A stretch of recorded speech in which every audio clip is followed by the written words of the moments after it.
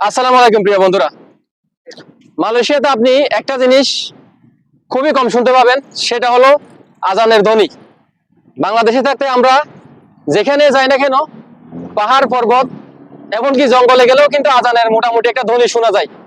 আর গ্রাম শহর রাস্তাঘাট যেখানে যান না কেন, আজানের যে একটা মধুর ধ্বনি আছে, আমাদের কাছে আজানটা হচ্ছে মধুর ধ্বনি। ওই মধুর ধ্বনিটা আপনি যেখানে যাবেন ওইখানেই শুনতে পাবেন। কিন্তু মালয়েশিয়াতে এটা ভিন্ন ধরনের।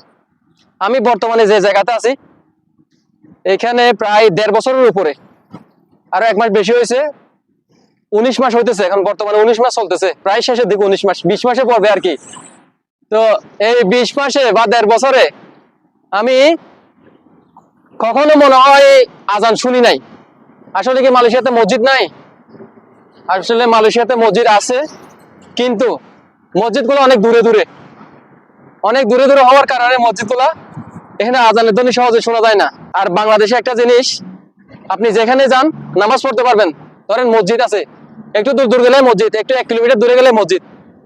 কিন্তু এখানে সহজে মসজিদ খুঁজে পাবেন না। এখানে হাঁটতে হাঁটতে আপনি ক্লান্ত হয়ে যাবেন। আপনার তো এখানে গাড়ি নাই, আর আপনি গাড়ি ভাড়া দিয়ে দিয়ে কতটুকু যাইতে পারবেন? একটা মসজিদ আছে, বাট দূরে দূরে, যার কারণে আজানটা কানে আসে না।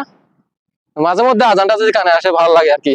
বাংলাদেশে থাকতে যেমন, মুসলমানের জন্য যেহেতু আজানটা মধুর ধ্বনির মতো, সো এই আর কি।